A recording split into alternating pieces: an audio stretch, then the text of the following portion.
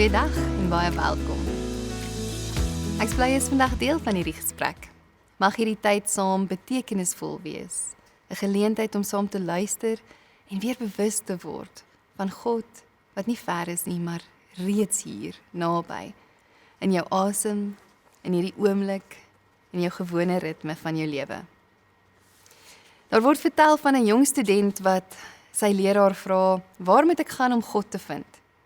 En die leraar antwoord, as jy hom nie hier kan sien nie, sal jy hom moeilik ergens anders vind. En die student vra weer, maar hoe sien ek hom hier?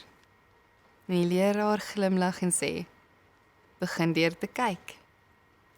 Hierdie eenvoudige storie vat iets vas van wat ons almal ken, daardie gevoel dat God soms ver is, dat ons hom moet soek in die volgende seisoen, die volgende antwoord, die volgende vrede.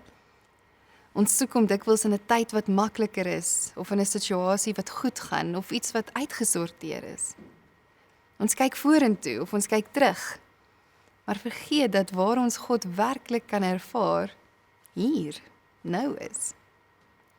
As ons maar net kan erken dat wat ons nodig het, ons net by hom, ons bron kan vind. Die psalmdigter skryf, loof die Here o my siel en alles wat binne in my is, sy heilige naam. Loof die Here o my siel en vergeet geen een van sy weldade nie. Wat al jou ongeregtigheid vergewe, wat al jou krankhede genees, wat jou lewe verlos van die verderf, wat jou kroon met goedertierendheid en barmhartighede, wat jou siel versadig met die goeie, sodat jou jeug weer nuut word, soos die van 'n arend. Die psalm begin nie met 'n teologiese stelling nie, maar met 'n oproep aan jouself. 'n Uitnodiging om met jou hele wese wakker te word vir die teenwoordigheid van God en te erken wie hy is en wat hy doen. Loof die Here oor my siel, is minder 'n bevel en meer 'n herinnering. Wees teenwoordig. Erken wie voor jou is. Sien hom raak. Laat jou hele innerlike mens reageer op die werklikheid van God se goedheid wat jou omvou. Dis asof hy hier in hierdie psalm vir homself sê, word wakker siel, kyk, sien. Ten spyte van, jy is omring deur genade. Ons het die neiging om dinge oor God te weet, en selfs dinge met hom te bespreek, maar tog nie altyd met 'n bewustheid van sy rol en wese in ons lewe te leef nie. Maar soos wat ons groei in ons bewustheid, soos wat ons siele roep om wakker te word en hom voor ons te sien en in te neem, is dit soos om te beweeg van bloot weet dat daar lig is, tot actually staan in die son en die warmte daarvan in te neem. Dis die keuse om met oë oop te leef, om God te sien in dit wat gewoon is, in 'n asemteug, in iemand se lag, in die stilte tussen woorde. En dit nie net wanneer dit goed gaan nie, maar selfs wanneer dinge nie ideaal is nie. Dink aan die manier waarop Jesus geleef het toe hy op aarde was. Hy het geleef met 'n diep bewustheid van sy Vader se teenwoordigheid en voorsiening. Hy was afhanklik van sy Vader. Wanneer hy brood breek, sê hy eers dankie. Maar wanneer hy in angs in die tuin van Getsemane draai, dan sit hy by God as bron van vrede en van berusting. 'n Stille sekerheid. God is hier, selfs wanneer hy aan die kruis is. Hy sê, in my hande gee ek my lewe oor. Wanneer ons leer leef met God voor oë, ons siele wakker word vir hoe hy genees, hoe hy vergewe, hoe hy red, hoe hy voorsien, begin gewone oomblikke 'n ander glans dra. Ons sien genade waar ons dit nie verwag het nie. Ons sien vrede in die middel van spanning, ons beleef dit. Goedheid in tye van skaarsheid, sekuriteit wanneer die wêreld wankel. Wanneer ons besef hoe afhanklik ons van hom is vir alles, dan raak dit naderhand tweede natuur om na hom toe te draai om te ontvang wat hy gee en wat ek nodig het. Ek leer, ek moet na hom toe draai vir energie, vir krag, vir vrede, vir genade, vir fisiese voorsiening, vir alles.